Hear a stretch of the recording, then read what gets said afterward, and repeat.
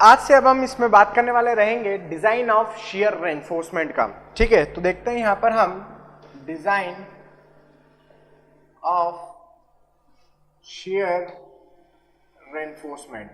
आप लोग समझते हैं कि क्या मीनिंग होता है नॉमिनल शियर स्ट्रेस का? आप लोग समझते हैं क्या मीनिंग होता है आपका शियर स्ट्रेंथ ऑफ कंक्रीट का? आप लोग समझते हैं क्या मीनिंग होता है आपका यहाँ पर टाउसी मैक्स का? हम लोग ऑलरेडी डिस्कस कर चुके हैं what is nominal shear stress, तोड़ने वाली ताकत, व्हाट इज टाउसी शियर स्ट्रेंथ, बचाने वाली ताकत, और टाउसी max it is the maximum strength of the concrete, shear strength of the concrete after providing the shear reinforcement. ठीक है, अभी यहाँ पे हम बात करेंगे सबसे पहले केस नंबर 1 का। केस नंबर 1 मेरे पास ये यहाँ पर ये है कि आपका जो तोड़ने वाली ताकत है मतलब शियर स्ट्रेस वो छोटा है बचाने वाली ताकत मतलब शियर स्ट्रेंथ से। क्या बोलना चाह रहा हूं मैं कि आप खुद ही सोचिए कि आपका जो तोड़ने वाला ताकत है वो छोटा है लेकिन आपका बचाने वाला ताकत ज्यादा है, तो क्या यहाँ पे स्टीरअप प्रोवाइड करने की जरूरत है? नहीं जरूरत है। लेकिन कोड ने मुझे कहा है कि ऐसी कंडीशन भी यदि आपको लग रही है कि आपकी शियर स्ट्रेंथ ऑफ कंक्रीट ज्यादा है नॉमिनल शियर स्ट्रेस से, तो भी आपको वहां पर मिनिमम शियर रेनफोर्समेंट प्रोवाइड करना ही पड़ेगा। तो यहां पर मुझे क्या करना है? मिनिमम शियर रेनफोर्समेंट प्रोवाइड करना है। सो यहां पर मैं लिखना चाहूंगा minimum shear reinforcement, minimum shear reinforcement shall be provided। ये तो हुई अपनी एक बात। दूसरी बात देखते हैं। अब minimum share reinforcement shall be provided. अभी मिनिमम शेयर रेनफोर्समेंट क्या है? तो मिनिमम शेयर रेनफोर्समेंट का फॉर्मूला है मेरे पास यहां पर ASV minimum divided by BSV should be greater than और इक्वल टू, क्या होना चाहिए? It should be greater than और इक्वल टू होना चाहिए 0.4 डिवाइडेड बाय 0.87 FY से। क्या चीज है ये? यह है आपका फॉर्मूला मिनिमम शियर रेनफोर्समेंट को कैलकुलेट करने का। यहां पर हम ये बताना चाहते हैं कि आपका ये जो मिनिमम शियर रेनफोर्समेंट है इतना तो आपको डालना ही पड़ेगा, इतना स्टीरअप्स आपको डालना ही पड़ेगा। और बी क्या है? ये है आपकी स्पेसिंग ऑफ बार्स। हम जो स्टीरअप्स ऐसा प्रोवाइड करते हैं ना वो through out the length of बार आप प्रोवाइड करते हैं। तो एक बार, दूसरा बार, तीसरा बार, तो पहले बार और दूसरे बार के बीच में कितना स्पेसिंग है, दूसरे और तीसरे के बीच में कितना स्पेसिंग है, तो ये हम centre to centre uniform spacing provide कर सकते हैं। तो हम स्पेसिंग को इससे डिनोट करते हैं SV से। FI आप लोग समझते हैं ग्रेड है। ASV क्या है? ASV है आपका यहां पर एरिया ऑफ शियर रेनफोर्समेंट। ये कैसे निकालते हैं देखिए। ASV को मैं लिख रहा हूं it is the area of shear reinforcement. अब मैंने सपोज स्टीरअप्स प्रोवाइड कर रखा है, तो देखिए यहां पर हमारे पास कुछ इस तरीके से हो सकता है कि ये आपका बीम का क्या है? क्रॉस सेक्शन है। ये बीम का एक क्रॉस सेक्शन हो गया जिसके मैंने एक रेनफोर्समेंट यहां डाला, एक रेनफोर्समेंट यहां डाला, यहां डाला, यहां डाला। अब हमने क्या किया? इस रेनफोर्समेंट्स को स्टीरअप्स प्रोवाइड किया।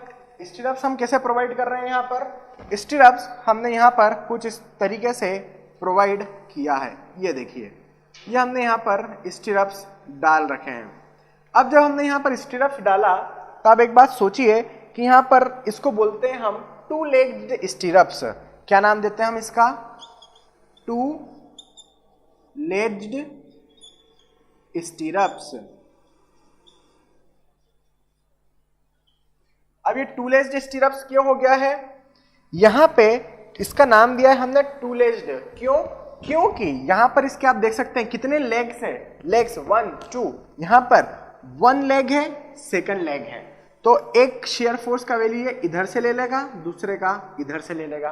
तो यहां पर 2 लेग्स हो चुके हैं, इसलिए इसका नाम क्या है? To legged स्टीरअप्स। क्या सर ये और भी ज्यादा इसके लेग्स पॉसिबल है? हाँ, इसके और भी ज्यादा लेग्स पॉसिबल है।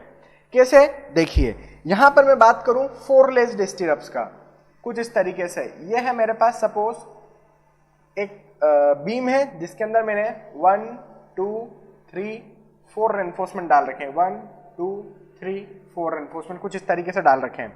तो मैंने क्या किया, मैंने पहले वाले को एंड तीसरे वाले को लेते हुए टाई किया है एक स्टीरअप, कुछ इस तरीके से। अब बचा कौन सा, दूसरा और ये वाला, तो मैंने दूसरे और चौथे वाले को लेते हुए यहां पर इसको क्या किया है, टाई कर रखा है कुछ इस तरीके से। तो आप देखिए यहां पर अब इसके कितने लेग्स हो गए, 4 लेग्स हो गए, 1 2 3 4 लेग्स अवेलेबल है रेनफोर्समेंट्स के। तो यहां पर इसको हम क्या नाम दे देंगे, इसको हम नाम दे देंगे 4 लेग्ड स्टीरअप्स। ये हो गया आपका 4 लेग्ड स्टीरअप्स। अब आप देखिए यहां पर एरिया ऑफ रेनफोर्समेंट हम जो लिखते हैं, एरिया ऑफ स्टीरअप्स, ये कैसे निकाला जाए। तो यहां पर कितने रेनफोर्समेंट अवेलेबल है शियर फोर्स को लेने के लिए, 2 1 2, तो इसको 2 लेस्ड। यहां पर कितने रेनफोर्समेंट अवेलेबल है शियर फोर्स को लेने के लिए, 4 1 2 3 4, तो इसको 4 लेस्ड। तो इनका यदि मुझसे आप पूछे कि एरिया ऑफ शियर रेनफोर्समेंट क्या होता है, तो एरिया ऑफ शियर रेनफोर्समेंट होता है n into π/4 phi square. π/4 phi square मतलब क्या, ये एक रेनफोर्समेंट का एरिया है, ये एक रेनफोर्समेंट का, एक लेग का, एक रेनफोर्समेंट नहीं कहूंगा मैं, कहूंगा एक लेग का एरिया है।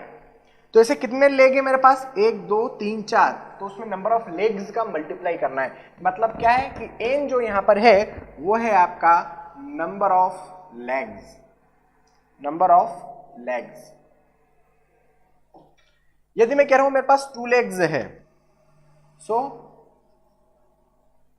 हम यहां पर मान ले कि हमारे पास 2 लेग्ड स्टीरअप्स है। तो 2 लेग्ड स्टीरअप्स में एएसवी कितना हो जाएगा, 2 लेग्ड स्टीरअप्स का यदि आप मुझसे एरिया ऑफ रेनफोर्समेंट पूछे तो वो हो जाएगा आपका 2 का मल्टीप्लाई कर दो आगे इनटू π/4, जो भी डायमीटर का बार आपने यूज कर रखा है उसका cross sectional area π/4 phi square. मैं कहूं कि सर मेरे पास तो 4 लेग्ड स्टीरअप्स है, 4 लेग्ड स्टीरअप्स है। सो 4 लेग्ड स्टीरअप्स यदि आपके पास आ रहे हैं तो वहां पर एएसवी क्या हो जाएगा, उस कंडीशन में एएसवी हो जाएगा आपका 4 लेग्ड है तो 4 लेग्स है, मतलब 4 का मल्टीप्लाई कर दो π/4 फाई स्क्वायर। क्या सर 6 लेग्स भी पॉसिबल है, हाँ पॉसिबल है।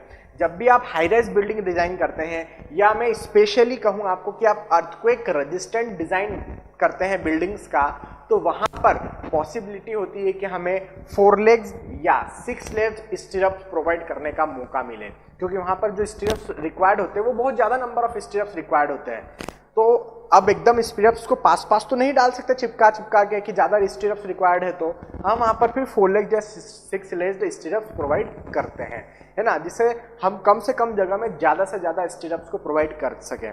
तो 2 लेग्स भी पॉसिबल, 4 लेग्स भी पॉसिबल, 6 लेग्स भी पॉसिबल है। जनरल बिल्डिंग्स में, हमारा नॉर्मल रेसिडेंशियल बिल्डिंग जैसे छोटे छोटे स्ट्रक्चर्स देखें तो वहां पर हम जनरली 2 लेग्ड स्टीरअप बनाते हैं। आप लोगों ने देखा होगा, कभी साइट विजिट किया होगा तो कि हमें नॉर्मल तौर पर 2 लेग्ड स्टीरअप नजर आते हैं। तो ये था आपका यहाँ पर केस नंबर 1, जब तोड़ने वाली ताकत कम थी, बचाने वाली ताकत ज्यादा थी, मतलब नॉमिनल शेयर स्ट्रेस कम था, शेयर स्ट्रेंथ ऑफ कंक्रीट ज्यादा था, तो फिर मैंने ये वाला फॉर्मूला लगाया।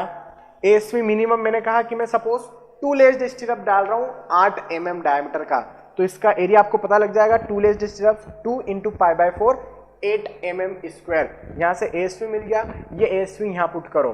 बी विड्थ है सेक्शन का, एसवी क्या है, एसवी है आपका स्पेसिंग। एसवी जो होता है ये होता है centre to centre spacing, centre to centre spacing of stirrups, ठीक है। तो ये सेंटर टू सेंटर स्पेसिंग है स्टीरअप्स का। 0.7 FI आप लोग समझते हैं, और FI क्या है, ग्रेड ऑफ स्टील है, और ये FI कभी भी 415 न्यूटन पर mm स्क्वायर से ज्यादा नहीं रखना चाहिए हमें। क्लियर है, तो ये क्राइटेरिया आपको पता होना चाहिए। आप यहां से क्या निकाल सकते हैं, मेनली मैं यहां से स्पेसिंग निकालना चाहता हूं।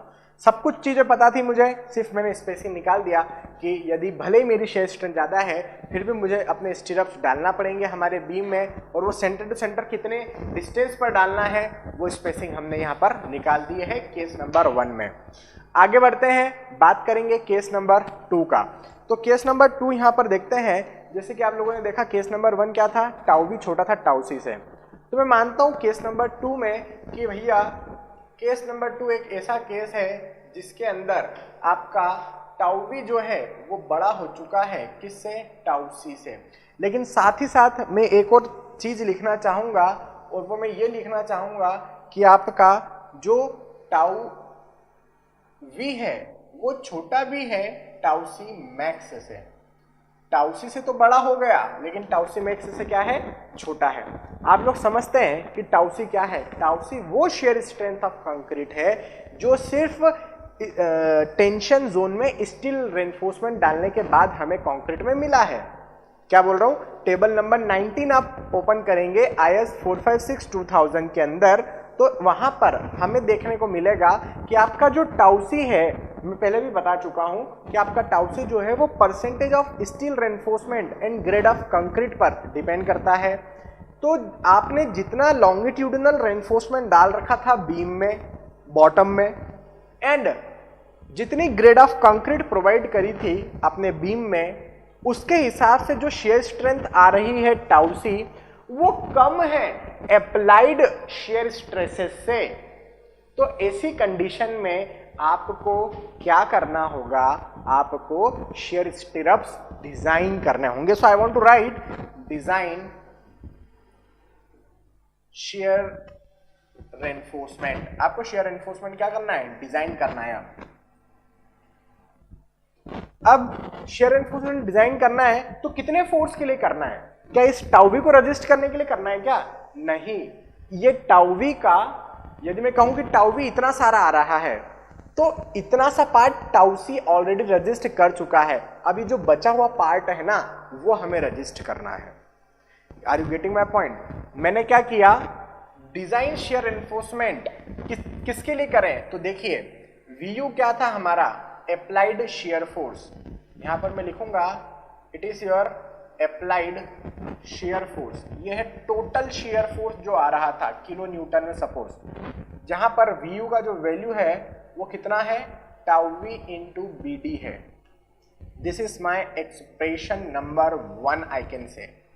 देन मैं आपको कह रहा हूं कि जो आपका VC है, VC क्या है, share force taken by concrete, share force taken by concrete, यह है आपका VC। VC मतलब यहां पर मैं लिखूंगा VC मतलब टाउ सी इंटू BD। तो ये हो चुका है आपका बचाने वाली ताकत, ये हो चुकी है आपकी तोड़ने वाली ताकत, ये हो चुकी है आपकी बचाने वाली ताकत in the terms of forces. ये वही है, ये टाउ वी मतलब अप्लाइड शेयर फोर्स को शो कर रहा है, टाउ सी मतलब share force taken by concrete. यदि मैं आपको कह रहा हूं कि भैया ये जो VU है ये 100 किलो न्यूटन आ रहा है और ये जो VC है ये सपोज 70 किलो न्यूटन आ रहा है, मतलब क्या हो गया कि आपका अप्लाइड फोर्स 100 किलो न्यूटन था, जिसमें से कंक्रीट ने खुद की ग्रेड एंड स्टील रेनफोर्समेंट का हेल्प लेते हुए 70 किलो न्यूटन रजिस्ट कर दिया है। अब बचा कितना, 70 किलो न्यूटन, जो अब बचा कितना, 100 माइनस 70, 30 किलो न्यूटन। ये 30 किलो न्यूटन हमें रजिस्ट करना है क्योंकि अब ये एडिशनल है। अब इस 30 किलो न्यूटन को रजिस्ट करने के लिए हम क्या करेंगे, स्टीरअप्स प्रोवाइड करेंगे, शेयर एनफोर्समेंट डालेंगे। तो मेरा यहां पर आपका मेरा वो क्लियर हुआ कि मैं क्या बताना चाह रहा हूं कि आपको ये जो शेयर एनफोर्समेंट डिजाइन करना है, यहां पर जो अमाउंट बच रहा है शेयर फोर्स का जिसको हम रजिस्ट नहीं कर पा रहे हैं उसके लिए करना है। तो मैंने यहां पे कहा कि डिजाइन शेयर फोर्स, यहां पर हम लिखेंगे VUS। ये क्या है, ये है आपका डिजाइन shear force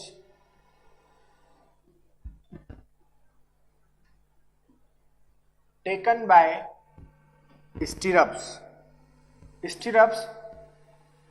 इतना shear force लेंगे और ये कितने के बराबर है, ये बराबर है इन दोनों के डिफरेंस के, मतलब Vu माइनस Vc के। इतने के लिए आपको स्टीरअप्स को डिजाइन करना पड़ेगा। इसको बोलते हैं design share force taken bye स्टीरअप्स। तो इसको आप चाहे तो मैं ऐसा भी लिख सकता हूं कि Vus इज इक्वल टू, ये वैल्यूज रख दूं मैं तो ये हो जाएगा मेरे पास tau v minus tau c into B into D. तो ये हमारे पास Vus का क्या आ चुका है, वैल्यू आ चुका है। तो आपके पास ये Vus का वैल्यू होगा, आपने निकाल लिया Vus का वैल्यू। अब देखते हैं, अब इस Vus के लिए आपको क्या करना है, स्टीरअप्स डिजाइन करना है, स्टीरअप्स को डिजाइन करना है। तो यहां पर मैं देख रहा हूं आपका केस नंबर 2 ही चल रहा है अभी, टाउ v बड़ा है टाउ c से। मैं बोल रहा हूं अब इस Vus को रजिस्टर करना है, ये एडिशनल शेयर फोर्स है। तो आप 3 टाइप के शेयर रेनफोर्समेंट प्रोवाइड कर सकते हैं, 3 टाइप के शेयर रेनफोर्समेंट। कैसे, एक तो आपका वर्टिकल स्टीरअप्स हो सकता है जो नॉर्मली हम देखते हैं, ऐसा होता है rectangular, through out the length of beam provided होता है रेक्टेंगुलर स्टीरअप्स। दूसरा होता है आप इंक्लाइंड स्टीरअप्स भी प्रोवाइड कर सकते हैं, ऐसे इंक्लाइंड मैं बताऊंगा फिगर तो आपको समझ में आ जाएगा। और तीसरा आप बेंट अप बार्स प्रोवाइड कर सकते हैं। तो यहां पर मैं आपका ले रहा हूं ए फॉर वर्टिकल स्टीरअप्स।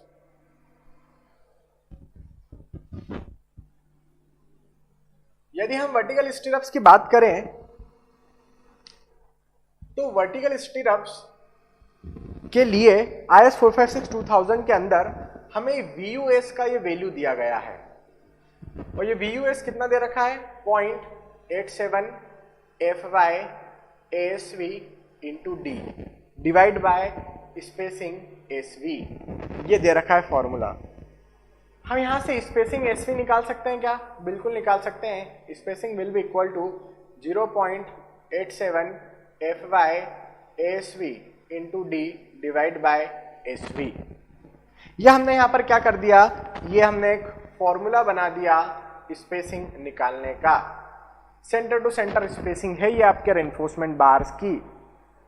मैं यहां पर बताना क्या चाह रहा था आप लोगों को, मैं ये बताना चाह रहा था कि Fy ग्रेड ऑफ स्टील है, और ये ग्रेड ऑफ स्टील कभी भी 415 न्यूटन पर mm² से ज्यादा नहीं होना चाहिए, एक बात।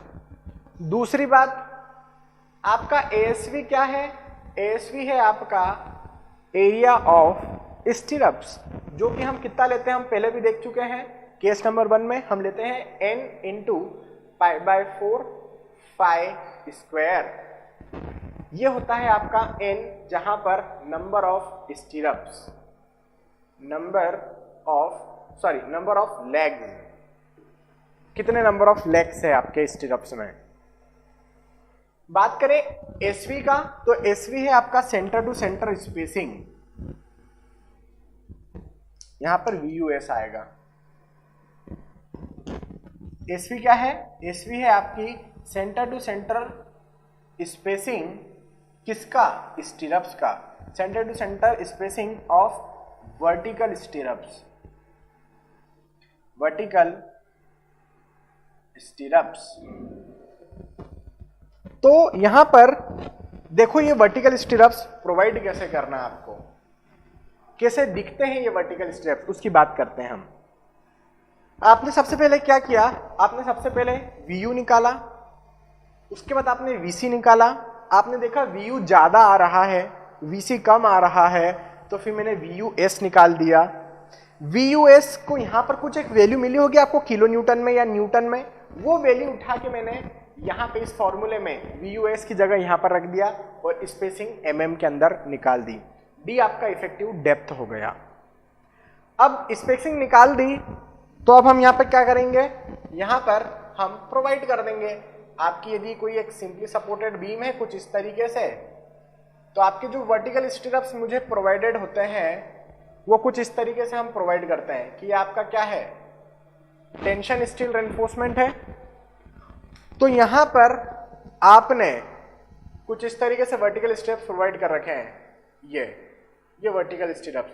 दो वर्टिकल स्टीरअप्स के बीच की जो स्पेसिंग है वही हमने यहाँ पर एसवी कैलकुलेट करा है कि स्टीरअप्स कितनी कितनी दूरी से प्रोवाइड किए जाएं। ये है आपका स्पेसिंग। तो यहां पर देख सकते हैं कि दो के बीच का जो डिस्टेंस आपको नजर आ रहा है that is only your SV. दो स्टीरअप्स का centre to centre distance is the SV. Clear है? आगे बढ़ते हैं, बात करेंगे हम यहां पर वर्टिकल स्टीरअप्स हो गया, बात करेंगे हम यहां पर आपका इंक्लाइंड स्टीरअप्स का। इंक्लाइंड स्टीरअप्स की यदि हम बात करें तो एक बात उसके पहले हम यहां पर देखना चाहेंगे, और वो मैं ये देखना चाहूंगा कि आप लोगों ने ये जो कहा है कि ग्रेड ऑफ स्टील 415 से ज्यादा नहीं होना चाहिए, मतलब आप हायर ग्रेड ऑफ स्टील यहां पर यूज नहीं करेंगे। किसके केस में? स्टीरअप्स के केस में। ये FY क्या है? क्या ये FY आपके लॉन्गिट्यूडनल रेनफोर्समेंट की ग्रेड है? नहीं नहीं नहीं, ये आपके स्टीरअप्स की ग्रेड है। कुछ स्टूडेंट्स क्या सोचते होंगे कि ये जो FY है ये आपके लॉन्गिट्यूडनल रेनफोर्समेंट की ग्रेड है। नहीं, लॉन्गिट्यूडनल रेनफोर्समेंट की ग्रेड से मुझे यहाँ कोई लेना देना नहीं है। ये जो FY है ये आपके स्टीरअप्स जो आप प्रोवाइड करने वाले हैं उसका ग्रेड है। तो फिर एक और डाउट आपके मन में आ गया है कि क्या सर ऐसा हो सकता है कि हम लॉन्गिट्यूडनल रेनफोर्समेंट जो बीम में प्रोवाइड करने वाले हैं उसका ग्रेड कुछ और रहे, एंड जो स्टीरअप्स हम प्रोवाइड कर रहे हैं उनका ग्रेड कुछ और रहे? हाँ, पॉसिबल है, ऐसा करते हैं। जनरली लोग जो लॉन्गिट्यूडनल रेनफोर्समेंट है उसको Fe 415 रख देते हैं और स्टीरअप्स को Fe 250 रख देते हैं, या फिर लॉन्गिट्यूडनल रेनफोर्समेंट को Fe 500 रख देते हैं और स्टीरअप्स को Fe 415 रख देते हैं, या फिर लॉन्गिट्यूडनल भी Fe 415, स्टीरअप्स भी Fe 415। सभी कॉम्बिनेशंस पॉसिबल है। बस ये कहना चाहूंगा कि आप लॉन्गिट्यूडनल रेनफोर्समेंट को तो Fe 500 तक ले जा सकते हैं ग्रेड में, लेकिन यहां पर स्टीरअप्स को Fe 500 का नहीं प्रोवाइड करेंगे। मैं यहां पर लिखना चाहूंगा Fe 5, क्योंकि maximum grade of steel which can be used is 415, इससे ज्यादा की आप यूज नहीं कर सकते हैं। तो मैं क्लियर तौर पे लिखना चाहूंगा Fe 500 grade of grade of steel shall not be used in shear reinforcement। ठीक है, इन shear reinforcement। यहां तक की बात क्लियर हो गई। बाकी आप लोग समझते हैं नंबर ऑफ लेग्स क्या है। 2 लेग्स हो सकता है, 4 लेग्स हो सकता है, 6 लेग्स हो सकता है। 5 डायमीटर ऑफ बार है। कितना mm रखें सर? 8 mm से चालू करो, 10 mm तक रख सकते हैं।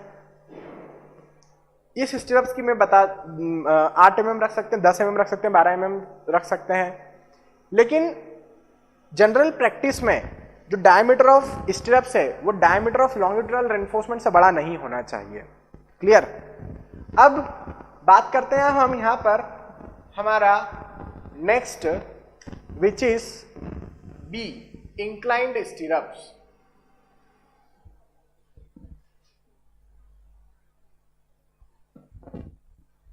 inclined stirrups की यदि मैं बात करूं तो यहां पर inclined stirrups में क्या हो रहा है, कैसे हमने inclined stirrups डाले? तो देखिए, inclined stirrups हम कुछ इस तरीके से डाल सकते हैं कि यह है सपोज हमारी एक सिंपली सपोर्टेड बीम, हमने यहां पर स्टील रेनफोर्समेंट प्रोवाइड कर रखा है और यह आपका सपोज मिड स्पैन हो चुका है। हम क्या जानते हैं कि यदि हमें इंक्लाइंड स्टीरअप्स डालना है, आप सोचो, मैंने आप लोगों को बताया है डायगोनल टेंशन कैसे आता है। डायगोनल टेंशन ऐसे आता है, इस वाली डायरेक्शन में आता है, इधर से इधर पुल करता है, इधर से इधर पुल करता है। 135 डिग्री पर इधर साइड आता है, left hand side of the mid span, और right hand side of the mid span पर ये कुछ इस तरीके से इधर की डायरेक्शन में ऐसा आता है। मतलब 45 डिग्री, ये आपका 45 डिग्री कह दूं, ये इसको 135 डिग्री कह दूं। तो ये डायगोनल टेंशन है, तो इसको रजिस्ट करने के लिए ही हम क्या डालते हैं, स्टीरप्स डालेंगे। तो हमने फिर स्टीरप्स डाल दिए। टॉप में भी आपके पास क्या रहा होगा, रेनफोर्समेंट रहा होगा। अच्छा, यहां पर भी आप देख सकते हैं फिगर में, यहां पर क्या है हमारे पास, ये रेनफोर्समेंट बार्स ऊपर डालते हैं। यदि मैं आपको कहूं कि हमारे पास तो सिंगली रेनफोर्स्ड बीम है, तो फिर टॉप में तो हम रेनफोर्समेंट डाल ही नहीं सकते सर। टॉप में रेनफोर्समेंट डालेंगे हम। यदि आप भले सिंगली रेनफोर्स्ड बीम डिजाइन कर रहे हैं, तो आपने अपना मेन रेनफोर्समेंट कहाँ प्रोवाइड करा है, बॉटम ऑफ बीम में। यदि आपने main reinforcement bottom of beam में प्रोवाइड करा है, सिंगली रेनफोर्स्ड बीम में, अच्छी बात है। लेकिन जब आप ये शियर स्टीरप्स डालेंगे तो इसको हवा में लटकाओगे क्या, ऊपर कुछ सपोर्ट देना पड़ेगा। तो यहाँ पर टॉप में minimum 2 bars of 12 mm diameter डालना ही पड़ेगा आपको। क्या बोल रहा हूं कि सिंगली रेनफोर्स्ड बीम में मैंने आप लोगों को क्या पढ़ाया कि आपका रेनफोर्समेंट सिर्फ बॉटम ऑफ बीम पे डलेगा, मेन रेनफोर्समेंट जिसको आप डिजाइन करेंगे। लेकिन यहां पर क्या होने वाला है, यहां पर यह होने वाला रहेगा कि आप जब स्टीरप्स प्रोवाइड करेंगे तो ये जो स्टीरप्स को हवा में रखोगे क्या, गिर नहीं जाएगा वो, उसको तो मुझे रेनफोर्समेंट से सपोर्ट देना पड़ेगा, कोई एक रेनफोर्समेंट डालना पड़ेगा टॉप में। तो मुझे परमिट किया गया है कि आप minimum 2 bars of 12 mm diameter top में डालेंगे ही, चाहे फिर आपका बीम सिंगली रेनफोर्स्ड क्यों ना हो, और फिर उसका यूज करते हुए आप शेयर स्ट्रैप्स को टाई कर देंगे। क्लियर। ऐसे यहाँ पर भी हमारे पास टॉप में मिनिमम सपोज हमने 2 बार्स डाल रखे होंगे 12 mm डायमीटर के इस शेयर स्ट्रैप्स को रजिस्ट करने के लिए in the case of singly reinforced beam. और यदि मैं कहूँ सर मेरे पास तो पहले से ही डबली रेनफोर्स्ड बीम बना हुआ है, तो क्या उसमें फिर मुझे अलग से 2 बार्स डालना पड़ेंगे 12 mm डायमीटर के? नहीं। जब आपके पास सिंगली रेनफोर्स्ड बीम रहता है तब आपको 2 बार्स एडिशनल डालना है टॉप में शेयर स्ट्रैप्स को सपोर्ट देने के लिए, 12 mm डायमीटर के बाद 2 बार। लेकिन यदि आपके पास डबली रेनफोर्स्ड बीम है, तो डबली रेनफोर्स्ड बीम में तो आपने ऑलरेडी टॉप पे कंप्रेशन रेनफोर्समेंट डाल रखा है ना, तो उस पर फिर बनाओ ना भाई स्टीरप, वहां पे अलग से 2 बार्स ऑफ 12 mm डायमीटर डालने की जरूरत नहीं है आपको। यहाँ पर भी हमने कुछ इस तरीके से देखा, और इसमें हम क्या कर रहे हैं, स्टीरप्स प्रोवाइड कर रहे हैं। तो अलॉन्ग दिस एक्सिस हम क्या करेंगे, स्टीरप्स डाल रहे हैं, ये डाला, ये स्टीरप्स डाला, इंक्लाइंड स्टीरप्स, ये इंक्लाइंड स्टीरप्स, ये इंक्लाइंड स्टीरप्स। फिर इधर एसी डायरेक्शन में डालना है, तो यहाँ पर एसी डायरेक्शन, ये डायरेक्शन, ये डायरेक्शन, ये डायरेक्शन में हमने क्या किया, स्टीरप्स डाल दिए। तो इस तरीके से आपको स्टीरप्स डालते आना चाहिए। इस तरीके से हम उसमें क्या डाल देते हैं, स्टीरप्स डाल देते हैं, इंक्लाइंड स्टीरप्स। अब यहाँ पर भी जो स्टीरप्स आपने बनाए हैं उसकी भी तो डिजाइन करना होगी, कितना सेंटर टू सेंटर स्पेसिंग रखना है उसकी यदि हम यहाँ पर बात करें तो कोड ने मुझे वैल्यू दे रखा है VUS का। VUS यहाँ पर हो जाता है 0.87 F/ASV into D divide by ASV into sine alpha plus cos alpha. यहाँ पर स्पेसिंग आपका निकल जाएगा इंक्लाइंड स्टीरप्स का, स्पेसिंग इक्वल टू फॉर्मूला आपका देखो, वर्टिकल स्टीरप्स का जो मैंने फॉर्मूला लिखा था ना, लगभग उसके जैसा ही है, सिर्फ आपको इसके अंदर क्या जोड़ना है, एक एडिशनल टर्म लाना होगा, and that will be your, ये ASV क्या है, ये ASV है एरिया ऑफ शेयर एनफोर्समेंट। आप लोग समझते हैं अब इसका मीनिंग। और ये स्पेसिंग हम यहाँ पर निकाल देंगे sine alpha plus cos alpha से। ठीक है, ये आपके पास एक और फॉर्मूला आ चुका है स्पेसिंग निकालने का। ठीक है, अब ये तो हुई अपनी एक बात। दूसरी बात मैं आप लोगों को ये बताना चाह रहा था कि हम इंक्लाइंड स्टीरप्स की यदि बात कर रहे हैं ना, तो ये जो अल्फा है ये क्या है, ये एंगल ऑफ स्टीरप्स है, and in any case this alpha shall not be less than 45 degree and in any case Fy should not be greater than 415 Newton per mm square। कभी भी ग्रेड ऑफ स्टील स्टीरप्स के case में 415 को exceed नहीं करेगा, और ये जो अल्फा है it should not be less than 45 degree, मतलब ये एंगल्स जो हम डालते हैं 45 डिग्री से छोटे नहीं रखना है। ठीक है, इतनी बात समझ में आ गई। ये वाले जो एंगल है, ये वाले जो स्टिरअप्स है, ये 135 डिग्री पर डलेंगे इस वाली एक्सिस के साथ में, ऐसा 135 डिग्री। अदरवाइज इधर से मेजर कर रहे हो तो फिर 45 डिग्री है, इधर भी ये सब 45 डिग्री पर डल जाएंगे। 45 डिग्री से कम नहीं होना चाहिए लेकिन, ठीक है, मिनिमम 45 डिग्री पे तो डालना ही डालना है। और ये ग्रिड अप इसका हुआ। ये बात किसकी करी हमने? इंक्लाइंड स्टिरअप्स की। तो अभी तक हमने किसकी बात करी? हमने बात कर रहे थे हम केस नंबर 2 का, कि केस नंबर 2 में जब टाउ भी बड़ा हो जाए टाउ सी से, तब आपको शियर रेनफोर्समेंट प्रोवाइड करना पड़ेगा, उसको डिजाइन करना पड़ेगा। तो या तो आप वर्टिकल स्टिरअप्स डिजाइन करके रख दो कुछ इस तरीके से, या फिर आप यहां पर इंक्लाइंड स्टिरअप्स कुछ इस तरीके से डिजाइन करके रख दो। दोनों में से जो आपको ठीक लग रहा है वो रख दो। या फिर तीसरा एक और ऑप्शन है, that is your bent up bars, जो कि मैं अभी बताने वाला हूं। तो तीसरा ऑप्शन हमारे पास है यहां पर bent up bars. Bent up bars की एक खासियत है कि बेंट अप बार्स जो होते हैं वो कभी भी अकेले प्रोवाइड नहीं किए जा सकते, because they are not capable in taking the complete value of shear force. वो पूरी की पूरी ये वाली वैल्यू को रजिस्ट नहीं कर पाते हैं। आप सोच रहे हैं कि सिर्फ मैं बेंट अप बार्स डाल दूं अपने बीम में या स्लैब में, तो वो बेंट अप बार्स ये वाली वैल्यू को रजिस्ट नहीं कर पाते हैं। इसका कुछ ही पार्ट वो रजिस्ट कर पाते हैं, तो बाकी कौन रजिस्ट करेगा? फिर बाकी के लिए हम डालते हैं वर्टिकल स्टिरअप्स। तो देयर इज अ प्रोविजन, वो अभी मैं आपको बताता हूं बेंट अप बार्स के बारे में, ठीक है। ये तो हुई एक बात। दूसरी बात, यहां पर हमारा अभी तो केस नंबर 2 ही चल रहा है, अभी केस नंबर 2 खत्म नहीं हुआ है। मैं अभी ए पढ़ाया वर्टिकल स्टिरअप्स, बी पढ़ाया इंक्लाइंड स्टिरअप्स, सी पढ़ाऊंगा बेंट अप बार्स। मैं आप लोगों को ये पढ़ा रहा था कि मिनिमम शियर एनफोर्समेंट इतना तो आप लोगों को डालना ही डालना है। ये जो स्पेसिंग है ना, ये स्पेसिंग आप क्या करो, यहां से निकालो मिनिमम शियर एनफोर्समेंट की। आपका कोई सा भी केस हो, केस नंबर 2 हो या केस नंबर ये वाला हो, ए हो, बी हो, सब में हमारे पास स्पेसिंग के फॉर्मूले हैं। ये जो स्पेसिंग आपको मिल रहा है वो इस वाली स्पेसिंग से बड़ा नहीं होना चाहिए। क्या बोलना चाह रहा हूं कि मैंने क्या किया, ये मिनिमम शियर रेनफोर्समेंट का स्पेसिंग है।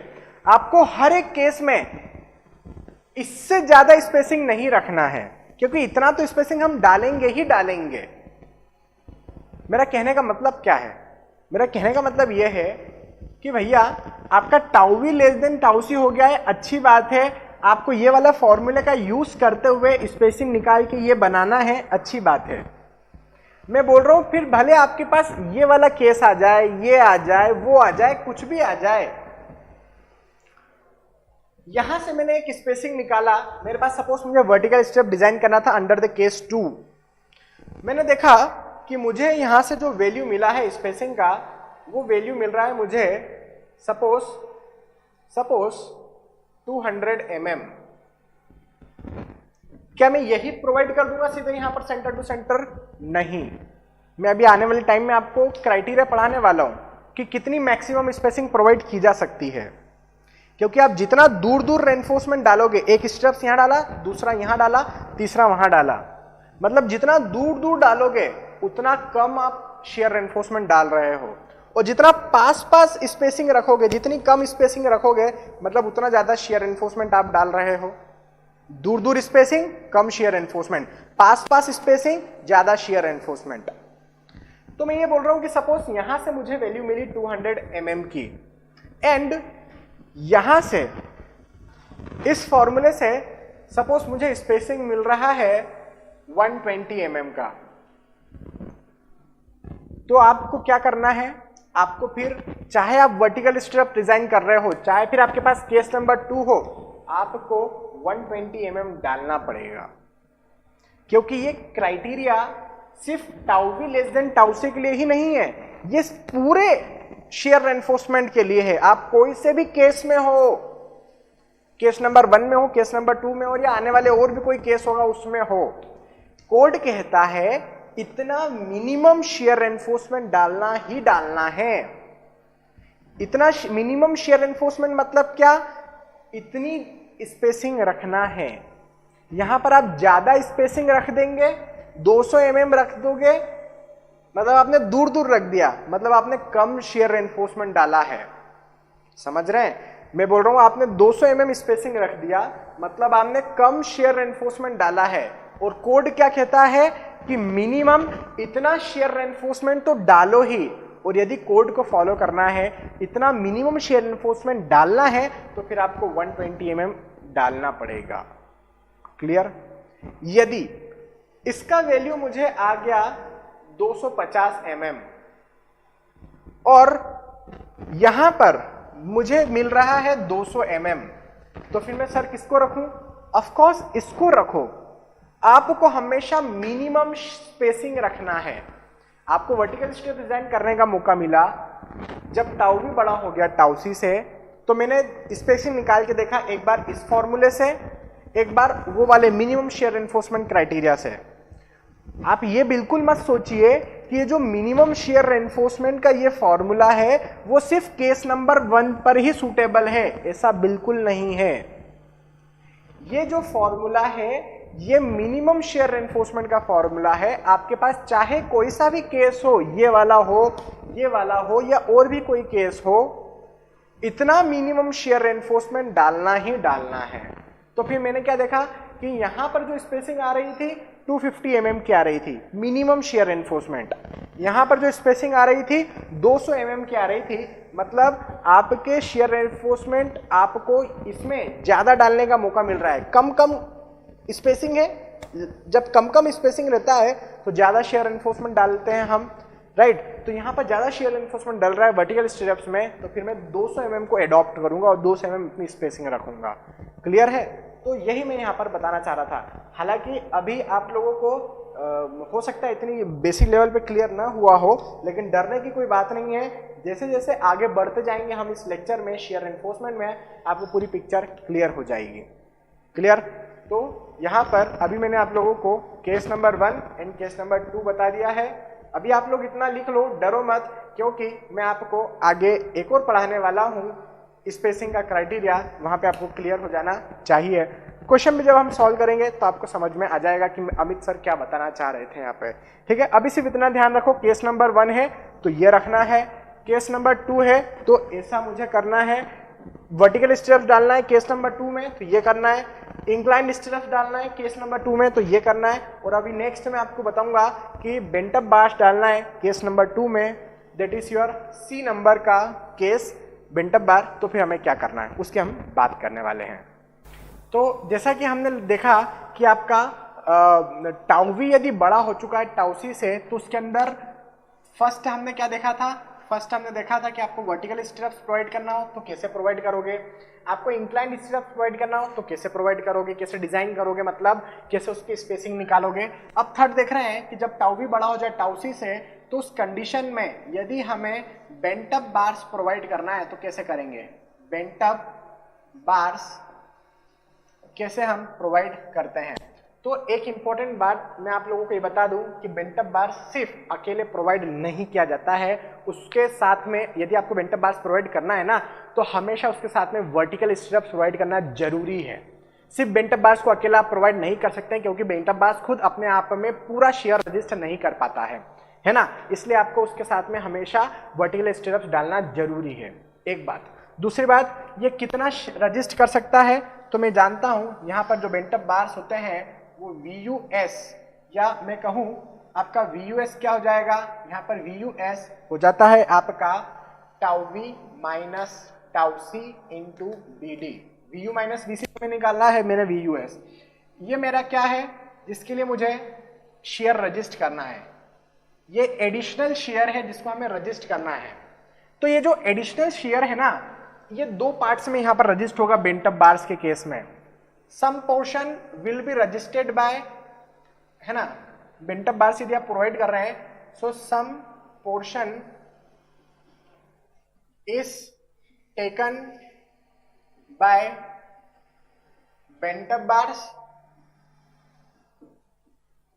And some portion of this VUS कौन ले लेगा, is taken by vertical stirrups.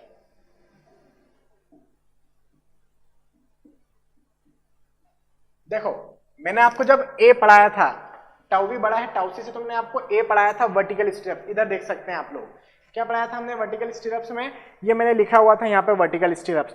तो ये वर्टिकल स्टिरअप्स तो throughout the length of beam आप केवल वर्टिकल स्टिरअप्स प्रोवाइड कर सकते हैं, क्योंकि vertical stirrups are capable in taking the total value of VUS। एक बात, आप चाहें तो इंक्लाइन स्टिरअप्स प्रोवाइड कर सकते हैं, your incline stirrups is capable to take the total VUS value. But यदि हम बात करें यहां पर आपके किसकी, बेंट अप बार्स की, so your bent up bars are not capable in taking the total VUS। उसमें से वो सिर्फ थोड़ा सा ही पोर्शन ले सकता है, बाकी फिर कौन लेगा? तो बाकी को रजिस्ट करने के लिए आपको वर्टिकल स्टिरअप्स डालना जरूरी हो जाते हैं। तो यहां पर बात करते हैं कि आपका जो वैल्यू जो बेंट अप बार्स ले लेते हैं वो ले लेते हैं सपोज VSB, बाकी का बचा हुआ कौन ले लेगा? VUS माइनस VSB ले लेगा आपका वर्टिकल स्टिरअप्स। तो ये VSB क्या है? Share force taken by bent up bars.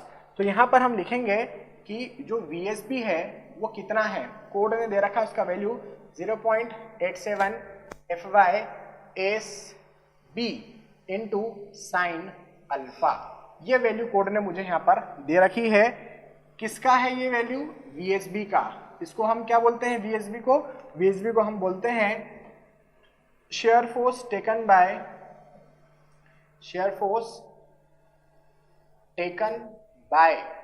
what? Share force taken by bent up bars.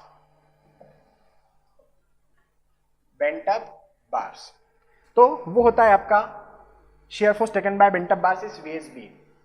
लेकिन टोटल तो इतना हमें रजिस्ट करना था, हम तो केवल इतना ही कर पाए, तो बाकी का कौन रजिस्ट करेगा?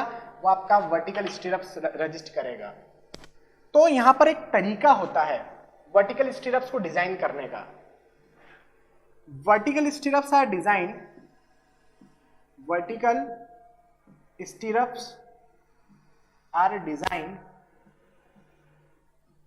to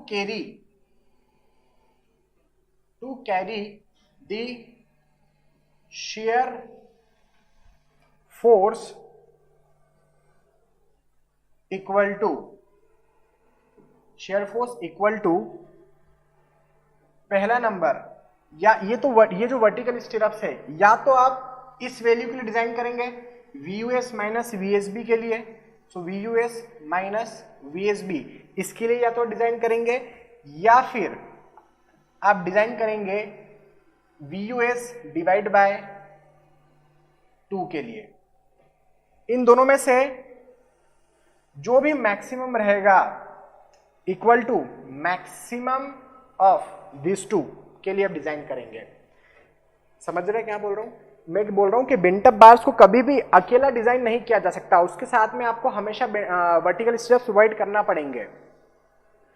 कितने अमाउंट के लिए वर्टिकल स्टिरअप डिजाइन करूं? तो सिंपल है भाई, आपका टोटल जो अप्लाइड शेयर फोर्स है उस टोटल का VSB तो रजिस्ट हो चुका है बेंट अप बार से, जो भी बचेगा वो VUS माइनस VSB बचेगा, तो उसके लिए डिजाइन करना होगा।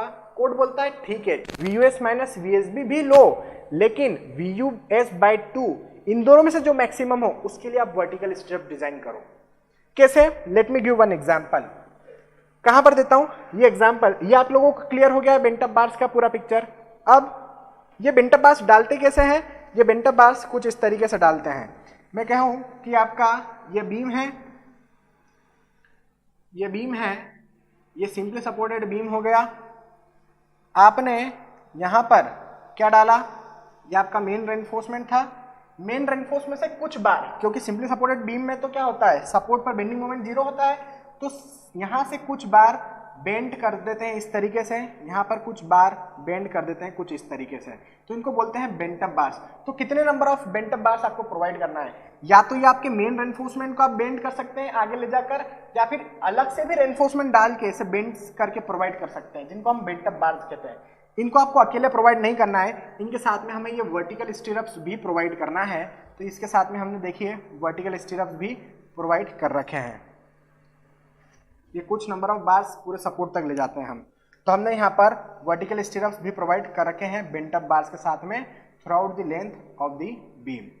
बस ये है कि जो वर्टिकल स्टिरअप्स होते हैं उनकी स्पेसिंग सपोर्ट्स पर कम रहती है और मिड स्पैन पर ज़्यादा, मतलब बीच के पोर्शन में शेयर फोर्स की वैल्यू कम रहती है, तो आप ज्यादा दूरी पर स्टिरप्स रख सकते हैं, मतलब कम नंबर ऑफ स्टिरप्स इन जगहों पर रख सकते हैं, लेकिन इन जगहों पर स्पेसिंग एकदम कम रखना होती है, मतलब ज्यादा नंबर ऑफ स्टिरप्स हमें डालना होते हैं नियर द सपोर्ट। रीजन आप जानते हैं, क्योंकि नियर द सपोर्ट ज्यादा शेयर फोर्स ऑफर होता है, प्योर शेयर ऑफर होता है, मैक्सिमम प्रिंसिपल स्ट्रेसेस लगने लगते हैं, क्रैक्स आने लगते हैं।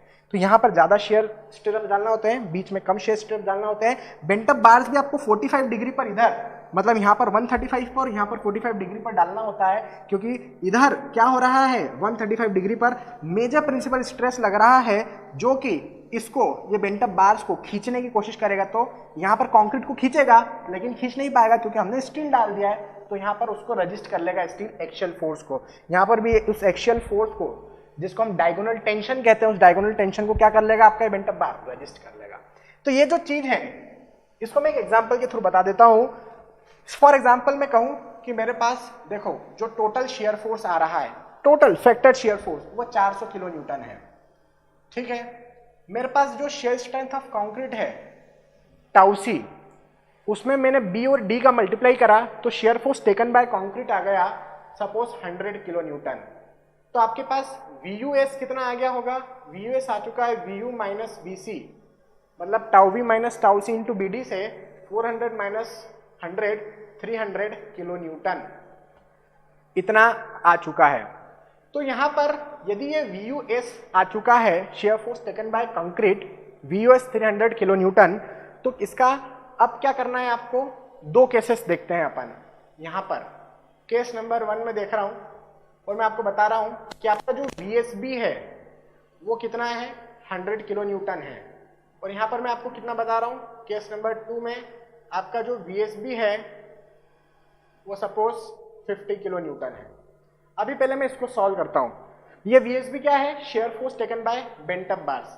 तो यहाँ पर मैं देख रहा हूं कि मुझे वर्टिकल स्ट्रेप्स कितने फोर्स के लिए रजिस्ट के लिए डिजाइन करना होगा। तो देखो यहाँ पर दो केसेस, पहला VUS माइनस VSB कितना हो जाएगा, VUS था मेरे पास 300, VSB था मेरे पास 100, तो वैल्यू आ गई 200 किलो न्यूटन। या तो आपके वर्टिकल स्टिरप्स 200 किलो न्यूटन के लिए डिजाइन कर दो, और वर्टिकल स्टिरप्स को निकालने का फॉर्मूला है मेरे पास, ये रहा वर्टिकल स्टिरप्स को निकालने का फॉर्मूला, है ना। तो ये रहा वर्टिकल स्टिरप्स को निकालने का फॉर्मूला हमारे पास, इससे आप स्पेसिंग वर्टिकल स्टिरप्स से निकाल सकते हैं। VUS की जगह, मतलब ये वैल्यू को आप 200 किलो न्यूटन लिख देंगे फिर, है ना। वो एक तो ये बात हुई। या फिर दूसरा मुझे क्राइटेरिया क्या बोला है कि VUS डिवाइड बाय 2 से निकाल लो। तो VUS डिवाइड बाय 2 करा, 300 का हाफ करा तो कितना आ जाएगा, 300 का हाफ करा तो मुझे 150 किलो न्यूटन मिल जाएगा। तो इन दोनों में से जो भी मैक्सिमम होगा, मेरे पास मैक्सिमम वैल्यू मुझे नजर आ रहा है 200 किलो न्यूटन। तो यहाँ पर मैं क्या लिखूंगा कि vertical stirrups are designed for 200 kilo newton. Vertical stirrups को आप 200 के लिए डिजाइन कर देंगे, बेंट अप बार्स को 100 के लिए डिजाइन कर देंगे, तो 100 एंड 200 300 पूरा रजिस्ट हो गया हमारे पास VUS। चलो यहां तक की बात क्लियर। अब यहां पर देखिए VSB यदि 50 किलो न्यूटन हो गया, तो अब देखिए यहां पर आप पहला क्या निकालेंगे, यहां पर VUS माइनस VSB कितना हो जाएगा, VUS है हमारे पास 300, VSB है 50, तो वैल्यू आ गई 250 किलो न्यूटन। ठीक है, सॉरी ये है सपोज अपने पास 250, ये वैल्यू हमारे पास VSB की कितनी है, सपोज 250 है। सो VUS था 300, VSB है 250, तो निकल कितना जाएगा ये आपका 50 किलो न्यूटन। ठीक है, और सेकंड क्या है हमारे पास, या तो VUS डिवाइड बाय 2 कर लो, VUS डिवाइड बाय 2 मतलब 300 का हाफ 150 किलो न्यूटन कर लो। तो इन दोनों का जो भी मैक्सिमम रहेगा उसके लिए आप डिजाइन करेंगे। तो इन दोनों का मैक्सिमम क्या है, इन दोनों का मैक्सिमम 150 आप लोगों को नजर आ रहा है। तो यहां पर इस पर्टिकुलर केस में vertical stirrups are designed for 150 kilo newton. तो आप फिर वर्टिकल स्टेप्स यहाँ पर क्या रख देंगे, 150 रख देंगे और फिर उसके हिसाब से स्पेसिंग निकाल देंगे वर्टिकल स्टेप्स का जब आप बेंट अप बार्स प्रोवाइड कर रहे हैं। तो यहाँ पर 150 के लिए तो आपने स्टेप्स कर दिया, 250 के लिए ये कर दिया, तो बहुत सारा आप रजिस्ट कर सकते हैं, ठीक है। तो ये होता है इस कंडीशन में दोनों में से जो भी मैक्सिमम हो उसके लिए आपको वर्टिकल स्टेप्स प्रोवाइड करना पड़ेगा।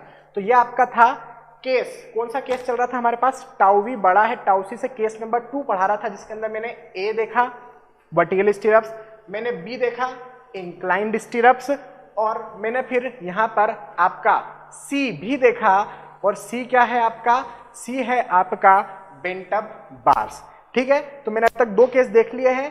एक केस देखा मैंने टाउ वी क्या हो जाए, बड़ा हो जाए, पहला देखा मैंने केस नंबर 1 टाउ वी छोटा हो जाए टाउ सी से, तो मिनिमम शियर एनफोर्समेंट। दूसरा मैंने क्या देखा आप लोगों के साथ में, दूसरा मैंने देखा आप लोगों के साथ में कि जब आपका टाउ वी बड़ा हो जाए टाउ सी से तो फिर आपको स्टीरअप को डिजाइन करना पड़ेगा। फिर आइए आप पे डिपेंड करता है कि आप क्या डिजाइन करना चाहते हैं, आप वर्टिकल स्टेप डिजाइन करना चाहते हैं या इंक्लाइंड स्टेप डिजाइन करना चाहते हैं या बेंट अप बार्स डिजाइन करना चाहते हैं। ये हमने देखा केस नंबर 2 में। अब लास्ट केस देख रहे हैं हम, केस नंबर 3। और केस नंबर 3 क्या है कि यदि ऐसा भी हो सकता है कि टाउ वी बड़ा हो जाए टाउ सी मैक्स से। अभी तक शुरू के केसेस में, केस नंबर 1 में, केस नंबर 2 में आपका टाउ वी जो था वो छोटा था टाउ सी मैक्स से। Tau C max is the maximum shear strength of concrete after providing the shear stirrups, कि आपने अपनी बीम में शियर स्टीरअप्स भी प्रोवाइड कर दिए, लॉन्गिट्यूडनल रेनफोर्समेंट भी है, कंक्रीट भी है, सब कुछ है, फाइनल है बीम, उसके बावजूद भी जो तोड़ने वाली ताकत है वो ज्यादा है maximum shear strength of concrete से after providing the shear stirrups, तब मतलब आपकी डिजाइन जो है वो खराब है, बेकार है, आपको क्या करना पड़ेगा, आपको वहां पर रीडिजाइन करना पड़ेगा। सो यहां पर डायगोनल कंप्रेशन को चेक करना बहुत इंपॉर्टेंट है। सो यहां पर मैं लिखता हूं, क्योंकि मैंने आप लोगों को पढ़ाया है ना, मैंने आप लोगों को क्या पढ़ाया है, मैंने आप लोगों को यह पढ़ाया है कि डायगोनल कंप्रेशन मैंने आप लोगों को पढ़ाया था कि भैया आपके पास सपोज कोई एक एलिमेंट होता है, तो यहां से आपका क्या होता है, कंप्रेस होने लगता है सिग्मा 3 जिसकी वैल्यू टाउ थी, यहां पर भी कितना था सिग्मा 3 जिसकी वैल्यू टाउ थी। तो इतना ना कंप्रेस कर दें हमारा ये माइनर प्रिंसिपल स्ट्रेस कि कंक्रीट क्रश हो जाए, तो वो कंडीशन ऑकर ना हो, उसके लिए हमें ये चेक लगाना बहुत जरूरी है। ये टाउ वी क्या हो सकता है, आपका वो कंप्रेस करने वाली ताकत बन सकती है ना। तो मतलब आपको ये चेक करना है कि आपका डायगोनल कंप्रेशन में कंक्रीट सेफ है या नहीं है ना। सो मैं इसके लिए ये वाला चेक लगाता हूं कि टाउ वी जो बड़ा हो रहा है टाउ सी मैक्स है, तो आपको रीडिजाइन करना पड़ेगा। तो यहां पर मैं क्या लिख देता हूं, दिस टेस्ट या मैं कहूं check is required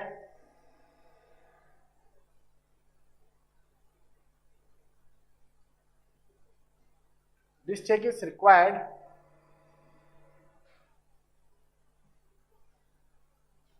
for diagonal compression failure, for diagonal compression failure वो ऑकर नहीं होना चाहिए। यदि आप डायगोनल कंप्रेशन फेलियर नहीं चाहते हैं तो कभी भी आपके applied shear stresses tau C max को एक्सीड नहीं करना चाहिए। यदि एक्सीड कर रहे हैं then you have only one solution.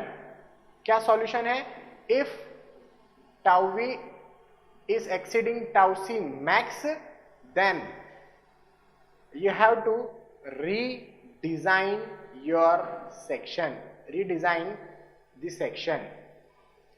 आपका सेक्शन को आपको वापस से रीडिजाइन करना पड़ेगा, मतलब आपको क्या करना पड़ेगा, अपने ग्रेड ऑफ कंक्रीट बढ़ाना पड़ेगी, अपने परसेंटेज रेनफोर्समेंट बढ़ाना पड़ेंगे, अपना क्रॉस सेक्शनल डायमेंशन BND वो बढ़ाना पड़ेगा। आपको सेक्शन को रिवाइज करना पड़ेगा। रिवाइज करना पड़ेगा मतलब रीडिजाइन करना पड़ेगा। आपने जो डिजाइन कर रखा है, जितना परसेंटेज ऑफ रेनफोर्समेंट प्रोवाइड कर रखा है, जो ग्रेड ऑफ कंक्रीट प्रोवाइड कर रखा है, या जो क्रॉस सेक्शनल डायमेंशन BND डाल रखे हैं वो गलत है, इसलिए तो ये कंडीशन ऑकर हो रही है, डायगोनल कंप्रेशन में फेलियर ऑकर हो सकता है। तो जब भी आपको ऐसी कंडीशन मिल रही है, we have only the one option, redesign your section. तो जब पहला केस ऑकर होता है tau V less than tau C का, जब tau V less than tau C occur होता है, मिनिमम शेयर एनफोर्समेंट प्रोवाइड कर दो, everything is happy, no problem. दूसरा ऑकर होता है टाउ वी बड़ा हो जाए टाउ सी से। पहला केस था टाउ वी छोटा हो जाए टाउ सी से, दूसरा केस है टाउ वी बड़ा हो जाए टाउ सी से। तो या तो आप वर्टिकल स्टीरअप्स डाल दो, या तो आप इंक्लाइंड स्टीरअप्स डाल दो, या फिर आप बेंट अप बार्स डाल दो with vertical reinforcement, with vertical स्टीरअप्स। Clear? लेकिन यदि आपको ये थर्ड केस ऑकर हो गया, टाउ वी बड़ा हो गया टाउ सी मैक्स है, then you have only one option, that is redesign your section. सब कुछ चेंज कर दो, बढ़ाओ अपना परसेंटेज एनफोर्समेंट बढ़ाओ, क्रॉस सेक्शनल डायमेंशन बढ़ाओ, ग्रेड ऑफ कंक्रीट बढ़ाओ, फिर वापस से पूरा कैलकुलेशन शुरू से स्टार्ट करो। क्लियर है? तो यहां पर यह था आपका, इस तरीके से डिजाइन होता है स्टीरअप्स का। So till now we have seen how to design your vertical incline bent up stirrups. ठीक है, चलिए तो इस पे बेस्ड हम गेट के क्वेश्चन भी सॉल्व करके देखने वाले हैं और देखेंगे किस तरीके से हम इसको एंजॉय करते हैं गेट के क्वेश्चंस को। ठीक है, चलिए।